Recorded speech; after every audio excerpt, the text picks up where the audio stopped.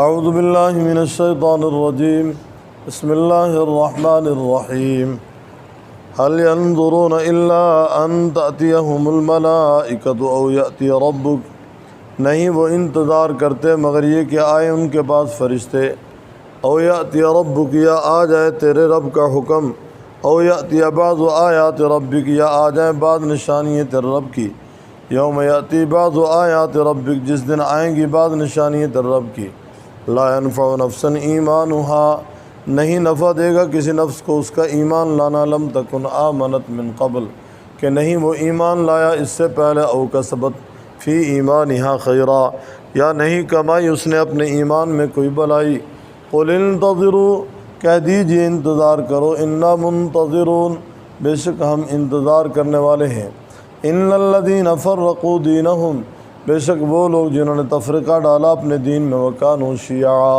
اور ہو گئے شیعہ، لست منہم فی شیء نہیں تجھے ان سے کوئی سروکار، انما امرہم الی اللہ بے شک ان کا معاملہ اللہ تعالیٰ کی طرف ہے، ثم ینبئہم پھر خبر دے گا ان کو، بما کانوا یفعلون بس اس کے کہ تھے وہ کرتے، من جاء بالحسنۃ فلہ عشر امثالھا جو آیا 7 بھلائی کے پس اس کے لیے 10 گناہ ہے، ومن جاء بالسیئۃ اور جو آیات 7 برائی کے فلا یجزا پس نہیں بدلہ دیا جائے گا الا مثلھا مگر اس جیسا، وہم لا یظلمون اور ان پر ظلم نہیں کیا جائے گا۔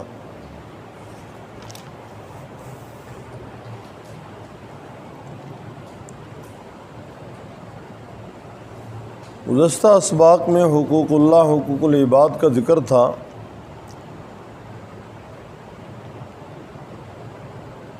پھر فرمایا وَهَذَا کتاب انزلناہ مبارک یہ ہے کتاب ہم نے اس کو اتارا ہے برکت والی ہے، فاتبعوہ پیروی کرو اس کی تاکہ تم پر رحم کیا جائے۔ ہم نے اس کتاب کو کیوں اتارا؟ تاکہ تمہارا یہ عذر نہ رہے کہ کتابیں تو آسمانی پہلے گروہوں پہ اتری ہیں، ہمارے پاس تو کتاب رہنمائی کے لیے تھی ہی نہیں۔ تمہارے اس عذر کو ختم کرنے کے لیے اللہ تعالیٰ فرماتے ہیں ہم نے یہ کتاب اتاری، اور یہ عذر بھی تمہارا نہ رہے کہ اگر ہمارے پاس کتاب اتاری جاتی ہم ان سے زیادہ ہدایت یافتہ ہوتے۔ اللہ تعالیٰ فرماتے ہیں تمہارے پاس دلیل آ گئی، تمہارے رب کی طرف سے ہدایت ہے، رحمت ہے، یاد رکھو جس نے دلائل آنے کے بعد تکذیب کی وہ سب سے بڑا ظالم ہے، اس سے بڑا ظالم کوئی نہیں ہے۔ ہن قریب ہم بدلہ دیں گے ان لوگوں کو جو ہماری آیات سے اعراض کرتے ہیں، سوء العذاب برے عذاب کی شکل میں، بما کانوا یصدفون ان کے اعراض کرنے کی وجہ سے۔ هل ينظرون الا ان تأتيهم الملائکہ اللہ تعالیٰ فرماتے ہیں نہیں وہ انتظار کرتے مگر اس بات کا کہ آ جائیں ان کے پاس فرشتے، حل نافیہ ہے آگے اللہ آ رہا ہے، نہیں وہ انتظار کرتے مگر یہ کہ آئیں ان کے پاس فرشتے، یعنی کیا ان کو فرشتوں کا انتظار ہے کہ فرشتے آئیں پھر وہ مانیں گے؟ فرشتے آ کر ان سے کہیں یہ کتاب اللہ تعالیٰ کی طرف سے ہے، یہ منزل من اللہ، پھر وہ مانیں گے؟ او یأتی امر ربک او یأتی ربک دوسرے مقام پہ امر کے الفاظ ہیں، یا آ جائے حکم تیرے رب کا، اور یہ بھی معنی کرتے ہیں مفسرین کہ یا تیرا رب آ جائے۔ فرماتے ہیں قیامت والے دن عدالت کی گویا کہ کرسی پہ اللہ تعالیٰ جلوہ افروز ہوں گے، کما یلیق بشانہ جیسے اللہ تعالیٰ کی شان کے لائق ہے۔ ہم اللہ رب العزت کے بارے میں مخلوق کے کسی بھی حال کو سامنے رکھ کر تشبیہ نہیں دے سکتے اللہ تبارک و تعالیٰ کی کسی عضو کو۔ قرآن کریم میں ہاتھ کا ذکر ہے، چہرے کا ذکر ہے، کانوں کا ذکر ہے، اور دیکھنے کا ذکر ہے، یعنی سننے جاننے کا ذکر ہے۔ ہم اپنے پہ قیاس نہیں کر سکتے، کما یلیق بشانی جس طرح اللہ تعالیٰ کی شان کے لائق ہے۔ ہمارے اعضاء سارے حصی ہیں، ہم اپنی جن آنکھوں سے دیکھ رہے ہیں یہ آنکھیں بھی نظر آ رہی ہیں، جن کانوں سے سنتے ہیں یہ کان بھی نظر آ رہے ہیں، جن ہاتھ پکڑتے ہیں یہ ہاتھ بھی نظر آ رہے ہیں، جن پاؤں سے چلتے ہیں یہ پاؤں بھی نظر آ رہے ہیں۔ مخلوق میں سے کسی کے عضو کے ساتھ اللہ تعالیٰ کو تشبیہ نہیں دے سکتے، چونکہ وہ ذات قدیم ہے اور یہ سارے حادث اور فانی ہیں، یہ سب فانی ہیں، فنا ہونے والے ہیں۔ تو رب تعالیٰ فرماتے ہیں یا آ جائے تیرا رب، او یاتی بعض آیات ربک، یا آ جائیں بعض نشانیاں تیرے رب کی۔ نشانیوں سے مراد وہ علامات ہیں قیامت کی جن کا آنا حق ہے اور جن کے آنے کے بعد قیامت آئے گی،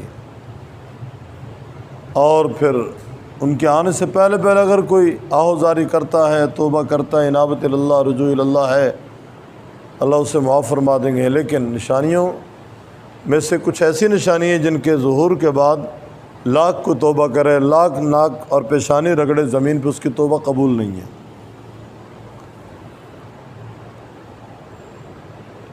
وہ کون کون سی نشانی ہیں جس کے بعد توبہ قبول نہیں؟ سورج کا مغرب کی طرف سے طلوع ہونا اور دابۃ الارض کا صفا پہاڑ سے نکلنا، یہ بیل کی طرح ہوگا اور لوگوں سے گفتگو کرے گا، جس طرح میں کر رہا ہوں نا اس طرح وہ گفتگو کرے گا لوگوں سے۔ جب سورج مغرب کی طرف سے طلوع ہوگا اور دابۃ الارض نکلے گا، پھر کسی کی توبہ قبول نہیں ہوگی۔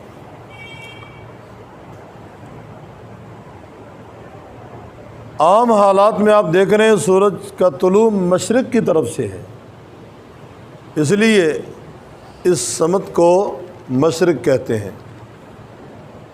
سورج کے طلوع ہونے کے مقامات مختلف ہیں سردی گرمی کے، یوں یہ پٹی پہ سورج طلوع ہوتا ہے، اس لیے اس کو مشرقین کہتے ہیں، رب المشرقین و رب المغربین۔ غروب کی بھی یہ کیفیت ہے۔ جب سورج مغرب کی طرف سے طلوع ہوگا اس دن لوگ دیکھیں گے کہ سورج مشرق کی طرف سے طلوع نہیں ہو رہا، مطلع بھی صاف ہے، بادل بھی کوئی نہیں ہے، تو مغرب کی طرف سے طلوع ہوگا، نصف النہار درمیان میں آئے گا اور واپس چلا جائے گا۔ پھر اسے حکم ہوگا کہ مشرق کی طرف سے طلوع ہو حسب معمول، پھر مشرق کی طرف سے طلوع ہوگا اور اس کی رفتار بھی اس دن زیادہ ہوگی، پھر مغرب کی طرف غروب ہوگا۔ اور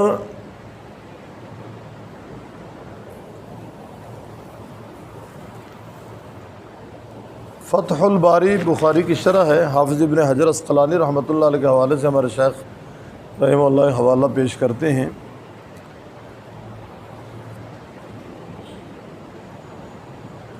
120 سال کا عرصہ گزرے گا، پھر سور پھونکا جائے گا۔ سورج کے مغرب سے طلوع ہونے کے بعد 120 سال کا عرصہ گزرے گا، پھر کیا ہوگا؟ سور پھونکا جائے گا۔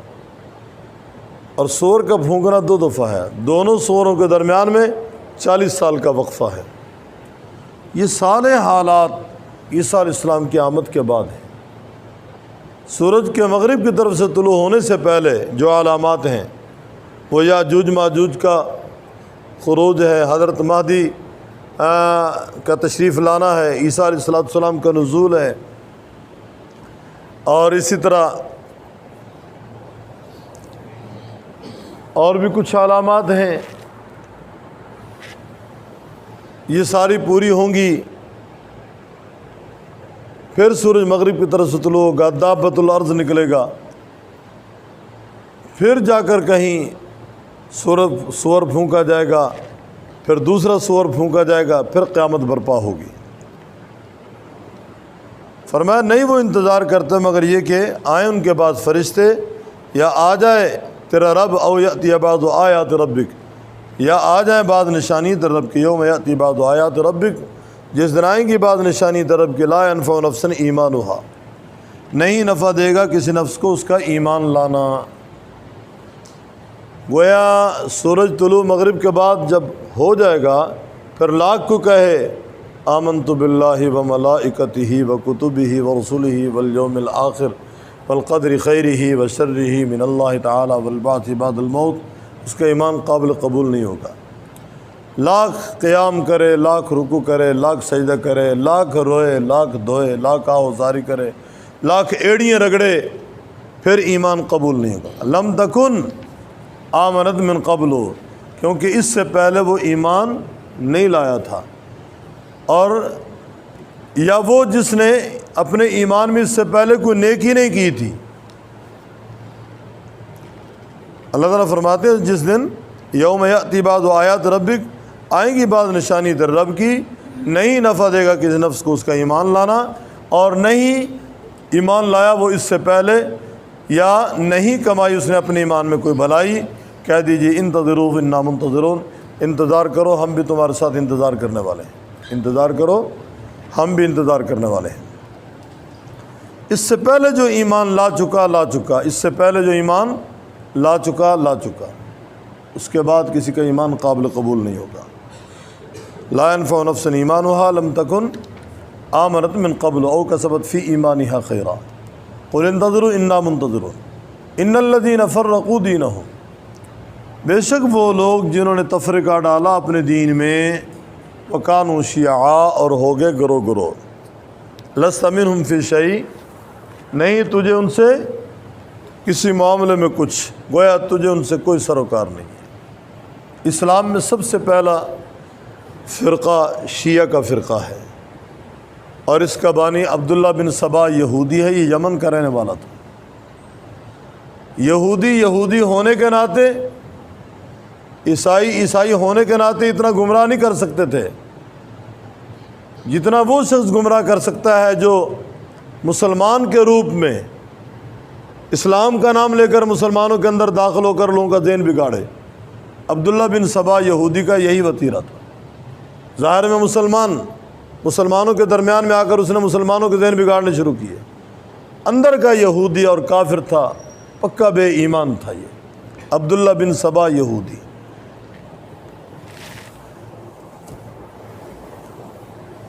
حضرت عمر رضی اللہ تعالیٰ کے دور خلافت تک چونکہ ان کا کوڑا مضبوط تھا، وہ سر نہیں اٹھا سکا، اور عثمان ذی النورین رضی اللہ تعالیٰ عنہ طبعاً نرم تھے، اس نے حضرت عثمان ذی النورین کی خلافت کے زمانہ میں سر اٹھایا۔ مکہ والے قابو نہیں آئے، مدینہ والے قابو نہیں آئے، شام والے اس کے قابو نہیں آئے، بصرہ اور کوفہ کے لوگوں کا جا کر اس نے ذہن بگاڑا، وہاں کے لوگوں کا ذہن بگاڑا، اور تحریک شروع کر دیا حضرت عثمان ذی النورین رضی اللہ عنہ کے خلاف۔ اور انہوں نے جو اس وقت ایشو پکڑا وہ یہ تھا کہ حضرت عثمان ذی النورین رضی اللہ عنہ کے کچھ ایسے ذمہ دار لوگ ہیں ان کی خلافت میں کام کرنے والے جو اپنی منمانیاں کرتے ہیں، تو ان کی کچھ غلطیاں انہوں نے پکڑی۔ دیکھیں انبیاء معصوم ہیں، صرف کچھ افسروں سے غلطیاں ہوئیں، ان کو سامنے رکھ کر انہوں نے حضرت عثمان ذی النورین رضی اللہ عنہ کو نشانہ بنا لیا، اور اس ظالم نے جو تحریک شروع کی بصرہ کوفہ سے شروع ہوئی، ان لوگوں کا مطالبہ یہ تھا کہ عثمان خلافت سے دستبردار ہو جائیں یا پھر جان دینے کے لیے تیار ہو جائیں۔ جب حضرت عثمان رضی اللہ تعالیٰ عنہ تک یہ بات پہنچی، فرمان کے خلافت سے دستبردار تو میں نہیں ہوتا، اس لیے کہ آپ علیہ السلام نے فرمایا تھا عثمان تجھے اللہ ایک کرتا پہنائے گا، لوگ اس کرتے کو اتروانے کی کوشش کریں گے، وہ خلافت کا کرتا ہوگا، اتارنا نہیں۔ چنانچہ حضرت عثمان رضی اللہ تعالیٰ خلافت سے تو دستبردار نہیں ہوئے، البتہ شہید ہو گئے، اور شہید کرنے والا غالباً اسود تجیبی تھا، ظالم جس نے حضرت عثمان رضی اللہ تعالیٰ کو شہید کیا، گلے پہ چھری چلائی یا خنجر چلایا، عثمان شہید ہو گئے۔ قرآن پاک کی تلاوت میں مشغول تھے، روزے کی حالت میں تھے، اور بالکل تیار ہو کر بیٹھے تھے، اس سے پہلے خواب بھی دے چکے تھے، دسترخوان لگا ہوا ہے، ابوبکر عمر عثمان، حضرت امام الانبیاء صلی اللہ علیہ وسلم حضرت ابوبکر حضرت عمر دسترخوان پہ تشریف فرما ہیں، اور آپ علیہ السلام نے فرمایا عثمان تیری انتظار ہے، آئیں روزہ اکٹھے افطار کریں گے، سمجھ گئے میری شہادت کا وقت آ چکا ہے۔ چنانچہ حضرت عثمان رضی اللہ تعالیٰ عنہ کو شہید کر دیا گیا، بلوائی چھت کی طرف سے آئے، اور یہ وہی ٹولہ ہے جو ابن سبا کا ہے۔ بہرحال یہی وہ لوگ ہیں جنہوں نے پھر شیعیت کا روپ اختیار کیا، اور آج دنیا والوں کو وہ اپنا آپ جو پیش کر رہے ہیں دنیا والوں کے سامنے، دنیا والوں کو بیوقوف بنایا ہوا ہے۔ وہ کہتے ہیں مومن ہم ہی ہیں، ہمارے سوا کوئی بھی مومن نہیں ہے، سچے ہم ہی، ہمارے سوا کوئی سچا نہیں ہے۔ جبکہ حقیقت یہ ہے ان لوگوں کا نہ قرآن پاک سے تعلق ہے اور نہ ہی اصحاب رسول سے ان کا تعلق ہے، اور نہ ہی ان کا امام الانبیاء صلی اللہ علیہ وسلم سے امتی ہونے کے ناطے تعلق ہے۔ کیوں؟ ان کا عقیدہ ہے قرآن پاک اصل نہیں ہے۔ وہ کہتے ہیں اصل قرآن پاک حضرت مہدی کے پاس ایک غار میں ہے، وہ 70 گز لمبا ہے، اونٹ کی کوہان جتنا موٹا ہے، 17,000 اس کی آیات ہیں۔ ہمارا سوال ہے جب ساری دنیا جہنم میں چلی جائے گی اس وقت وہ قرآن پاک آئے گا؟ ضرورت تو اب ہے کہ آ کر رہنمائی کرے۔ اس کو تم سچا مانتے نہیں ہو، جو سچا ہے وہ تمہارے پاس ہے نہیں ہے، اور جتنے اب تک جا چکے ہیں بتاؤ ان کا ٹھکانہ کہاں ہے؟ سوال معقول ہے یا نہیں معقول؟ یہ ان کا عقیدہ ہے۔ دوسرا وہ کہتے ہیں کہ سارے صحابہ معاذ اللہ اسلام چھوڑ گئے تھے۔ یہ بھی عقل سے بھی بعید ہے، نقل سے بھی بعید ہے بات۔ آپ علیہ السلام اس کائنات کے معلم اول ہیں، اور آپ صلی اللہ علیہ وسلم سے بہتر مشفق استاد اس امت کا کوئی نہیں ہے۔ آج ایک ادنا استاد 20 30 40 افراد کو لے کر محنت کرتا ہے، سال کے بعد ان کا امتحان دلواتا ہے، 2-4 ناکام ہوتے ہیں، باقی سارے کامیاب۔ کیا محمد رسول اللہ ایسے استاد تھے کہ ساری ناکام ہو گئے؟ بھائی اس بات کو تو عقل بھی نہیں مانتی۔ اور ان کا عقیدہ ہے صرف 3 مسلمان، حضرت مقداد، حضرت ابو ذر، حضرت سلمان، اور افسوس اس روایت میں جو وہ پیش کرتے ہیں حضرت علی المرتضیٰ کا نام نہیں، حضرت حسن کا نام نہیں، حضرت حسین کا نام نہیں، حضرت فاطمہ رضی اللہ تعالیٰ کا نام نہیں، جن کو وہ پنجتن پاک کہتے ہیں۔ تو تیسرے نمبر پہ وہ کہتے ہیں ہمارے امام معصوم ہیں، خدا اختیارات کے حامل ہیں۔ گویا ہمارے اماموں کے پاس خدا اختیارات ہیں، وہ حلال کو حرام، حرام کو حلال کر سکتے ہیں۔ تو بہرحال غلیظ عقیدے کے مالک ہیں، اور وہ تقیہ کرتے ہیں۔ تقیہ کا معنی یہ ہے کہ اگر مسلمانوں کی مسجد میں آئیں گے تو مسلمانوں کی مسجد میں مسلمان امام کے پیچھے، سنی امام کے پیچھے نماز پڑھ لیں گے۔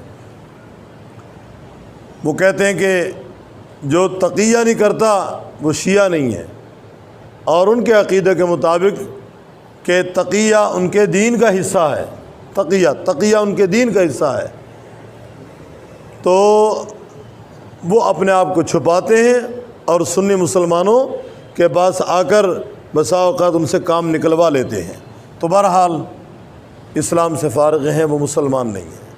جس طرح اور مذاہب کے لوگ پاکستان میں رہتے ہیں وہ بھی رہتے ہیں، لیکن ہمارے شیخ رحمہ اللہ فرمایا کرتے تھے چڑھانے کے لیے کسی ہندو کو بار بار ہندو ہندو ہندو، کافر کافر کافر کہنا، یا کسی سکھ کو سکھ سکھ سکھ کہنا، یا کسی عیسائی کو عیسائی عیسائی عیسائی کہنا، تو یہ درست نہیں ہے کسی کو چڑھانے کے لیے۔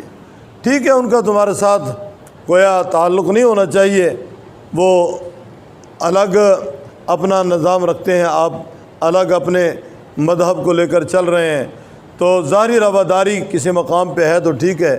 مرتد کے لیے تو گنجائش نہیں ہے بالکل بھی، جس طرح مرزائی لوگ مرتد ہیں، وہ اسلام سے فارغ ہیں کہ ان کے ساتھ اٹھنا بیٹھنا ہو، بلکہ ان کے ساتھ بھی مناسب نہیں۔ آپ علیہ السلام کا ایک فرمان ہے کہ جو میرے اصحاب کو گالیاں دیتے ہیں لا تجالسوہم، ان کے ساتھ بیٹھو نہ، ولا تآکلوہم، نہ ان کے ساتھ کھاؤ، ولا تشاربوہم، نہ ان کے ساتھ پیو، ولا تناکحوہم، نہ ان کے ساتھ نکاح کرو، ان کے ساتھ تمہارا کوئی تعلق نہیں ہونا چاہیے۔ خصوصاً وہ لوگ جو گویا کہ امام الانبیاء صلی اللہ علیہ وسلم کے بعد اور نبی مانتے ہیں، جس طرح مرزا غلام احمد قادیانی کے ماننے والے، وہ صبح بھی کافر ہیں، شام بھی کافر ہیں، دوپہر بھی کافر ہیں، دن کو بھی کافر ہیں، رات کو بھی کافر ہیں۔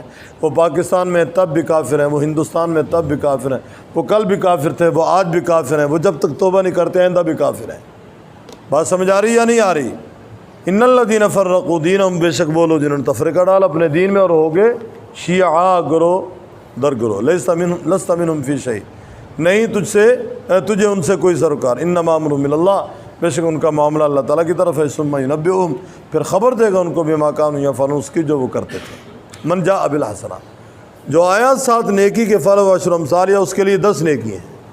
دیکھیں اللہ تعالیٰ کی مہربانی، دیکھیں یہ اللہ رب العزت کا کرم، دیکھیں یہ لطف اور احسان، دیکھیں اس مالک کا کہ ایک نیکی کی تو 10 گنا مل رہی ہے، نیکی ایک کی ہے اللہ اس کو 10 گنا بڑھا رہے ہیں، اور بعض نیکیوں کو اخلاص کی وجہ سے اور کسی گویا کہ نسبت سے اور زیادہ بڑھا دیتے ہیں اللہ تعالیٰ۔ مثال کے طور پہ آپ لوگ جب نماز کی نیت سے مسجد میں آئیں گے نا تو ہر قدم پہ 10 نیکی ہیں۔ جب آپ نے یہ ارادہ کر لیا کہ ہم نے جا کر قرآن پاک کا سبق پڑھنا ہے اور قرآن پاک کے ترجمے کو حاصل کرنا ہے، فہم لینا ہے اور کچھ مسائل سیکھنے ہیں، نماز، روزہ، حج، زکوٰۃ، حقوق اللہ، حقوق العباد کے متعلق، تو آپ کے اس ارادے کی وجہ سے آپ کی نیکیاں بدل گئیں، زاویہ بدل گیا نا۔ گویا پہلے 10 نیکیاں ہر قدم پہ، اب نیکیاں 700 گنا ہو گئیں۔ کتنی؟ 700 گنا ہر قدم پہ، صرف اس ارادے سے کہ میں نے جا کر کچھ مسائل یاد کرنے ہیں، مسائل سیکھنے ہیں، وضو کے ہیں اور غسل کے ہیں، نماز کے ہیں، روزے کے ہیں، زکوٰۃ کے ہیں، حج کے ہیں۔ اس وجہ سے کتنی نیکیاں بڑھ گئیں؟ 700 گنا نیکیاں بڑھ گئیں، 700 گنا نیکیاں بڑھ گئیں۔ تو واللہ یضاعف لمن یشاء، اس کو اللہ تبارک و تعالیٰ 700 سے 1400 بھی کرنے پہ قادر ہیں۔ فرمایا جتنا زیادہ خشوع ہوگا، جتنا زیادہ خضوع ہوگا، جتنا ارادہ بہتر ہوگا، جتنی نیت صاف ہوگی، جتنا صاف ستھرا بن کر جائے گا، جتنا وقت پہ جائے گا، تو وہ 1400 تک نیکیاں بڑھا دی جائیں گی۔ یہ ہے من جاء بالحسنۃ فلہ عشر امثالہا ومن جاء بالسیئۃ، اور جس نے کی برائی، فرمایا اس کو ایک ہی برائی کا بدلہ ملے گا۔ عقل کا تقاضا یہ کہ اگر نیکی 10 گنا ہے برائی بھی 10 گنا، فرمایا نہیں، یہاں اگر برائی اس نے کی ہے تو ایک برائی کا بدلہ ملے گا۔ فلا یجزی الا مثلہا وہم لا یظلمون، اور ان پر ظلم نہیں کیا جائے گا۔ حل ینظرون، نہیں وہ انتظار کرتے، الا ان تأتیہم الملائکہ، مگر یہ کہ آئیں ان کے بعض فرشتے، او یأتی ربک، یا آ جائے تیرا رب، او یأتی بعض آیات ربک، یا آ جائیں بعض نشانییں تیرے رب کی، یوم یأتی بعض آیات ربک، جس دن آئیں گی بعض نشانییں تیرے رب کی، لا ينفع نفسا ایمانها، نہیں نفع دے گا کسی نفس کو اس کا ایمان لانا، لم تکن، کہ نہیں ایمان لایا وہ، من قبل، اس سے پہلے، او کسبت فی ایمانہا خیرا، یا نہیں کمائی اس نے اپنے ایمان میں کوئی بلائی اس سے پہلے جو اس نے کوئی توبہ نہیں کی، کوئی نیکی نہیں کی۔ قل انتظروا انا منتظرون، کہہ دیجیے انتظار کرو، بے شک ہم انتظار کرنے والے ہیں۔ ان الذین فرقوا دینہم وکانوا شیعا، بے شک وہ لوگ جنہوں نے تفریقہ ڈالا اپنے دین میں اور ہو گئے گروہ گروہ، لست منہم فی شیء، نہیں تجھے ان سے کچھ، انما امرهم الی اللہ، بے شک ان کا معاملہ اللہ تعالیٰ کی طرف ہے، ثم ینبئہم، پھر خبر دے گا ان کو، بما کانوا یفعلون، بسبب اس کے کہ تھے وہ کرتے۔ من جاء بالحسنہ، جو آیا ساتھ بلائی کے، فلہ عشر امثالہا، اس کے لیے 10 گنا ہے۔ ومن جاء بالسیئہ، جو آیا ساتھ برائی کے، فلا یجزی الا مثلہا، پس نہیں بدلہ دیا جائے گا مگر ایک گنا، وہم لا یظلمون، اور ان پر ظلم نہیں کیا جائے گا۔